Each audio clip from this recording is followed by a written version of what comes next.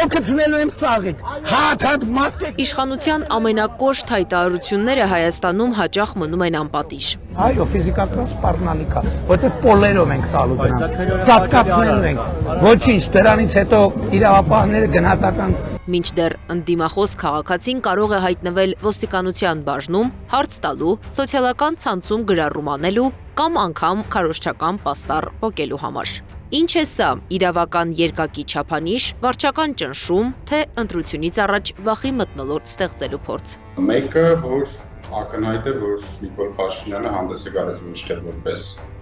տեխնացու մասնակից եւ ինչպես դրական անձնիկն է պահանջում, չօգտագործելով իր դիրքը կամ լիազորությունները, այլ ճիշտ հակառակը հանդես է գալիս հստակ որպես վարչապետ,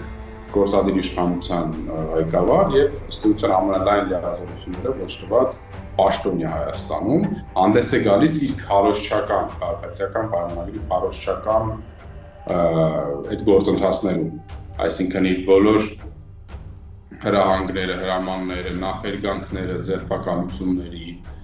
այդ խոստումները ինչ-որ մի կազմակերպություն, ինչ-որ մեկի ձեռքից վերցնելու, դրանք բոլորը վարչական լծակների թափահարումներ են։ Քարոզարշավի ժամանակ Փաշինյանին հարց տալու եկած ակտիվիստ Արթուր Օսիպյանին նախ քաշքշել են, հետո ձերբակալել, օրեր անց էլ կալանավորել 2 ամսով։ Նրան մեղադրում են բռնության կոչ անելու, քարոզարշավը խոչընդոտելու եւ խուլիգանություն անելու համար։ Օսիպյանի եւ Փաշինյանի հանդիպումից 2 օր անց երկրորդ նախագահ Ռոբերտ Քոչարյանի եւ մի քաղաքացու միջև հանդիպում եղավ։ Վերջինս մեղադրում էր Քոչարյանին սպանության համար։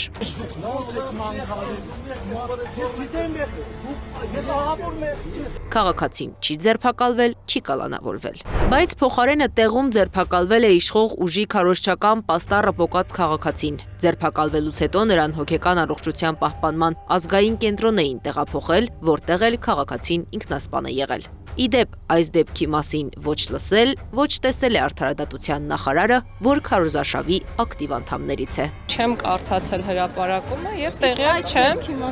Ես հավերժ կկրկնեմ, որ չեմ կարդացել եւ տեղյակ չեմ։ Շնորհակալություն։ Իսկ Սպիտակում քարոզարշավի ժամանակ բերանը փակելով հեռացնում են Ազատի կացարանում այրված զինվորներից մեկի պապիկին, հորդորելով նրան ուշադրություն չդարձնել։ Ասեն կալուգացի օլիգարխը ամեն տեղ 200,000 դրամից բանից տալիս աղրգումա, եկեք ընդհանրապես հանգիստ։ Իշխանության հասցեին քննադատական խոսքի համար հետապնդումների մասին ահազանգերը, սակայն սկսվել էին դեռևս քարոզարշավից առաջ։ 2026 թվականի մարտին կեսգիշերն անց նոր Հաճնից Դիլիջանի ոստիկանություն էին տեղափոխել 3 անչափահաս երեխաների մորը Գայանե Մեսրոպյանին։ Պատճառը ամիսներ առաջ Նիկոլ Փաշինյանի գրառման տակ մեկնաբանություններ։ Ինձ հետ երեխային ինձ հետ վերցրեցի իրենց ավտոյով տարան։ Միջև ընդեղ չեն էլ ասել ինչի համար։ Աննախադեպ ու խայտառակ էին որակել իրավապաշտպաններն այս դեպքը։ Դրան նախորդել էր պատշգամբից խնձոր նետած պապիկին ձերբակալելու, մեղադրանք առաջադրելու գործընթացը։ Մեծ աղմուկ բարձրացնելուց ամիսներ անց 2025 թվականի ապրիլին դատարանը արդարացրել է տղամարդուն, հաշվի առնելով, որ նա խնձորը նետել է ոչ թե վնաս պատճառելու, այլ բողոքելու նպատակով։ Ինչի մասին են վկայում այս փաստերը։ Նիկոլ Փաշինյանը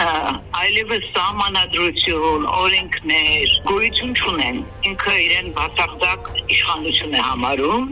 եւ ինչպես ուզում է, այդպես էլ խաղնել, ասենք խանազգում իրան, բացահայտ հանրության դեմքին ուղղակի թեքել եմ համարում, որ բոլորիս աչքի առջև կալանավորեցին մաքրուն, որը ընդամենը զրուցում էր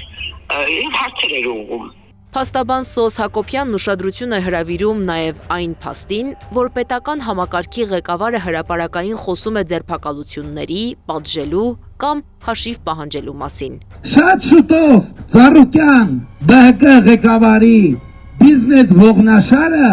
Արարատի ցեմենտի գործարանը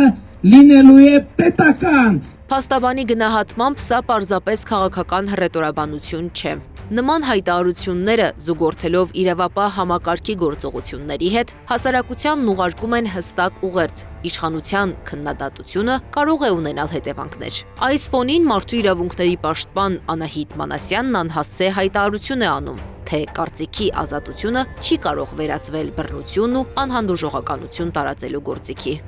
Անի Աբաղյան, Գեգամ Ղազարյան, ABC Media։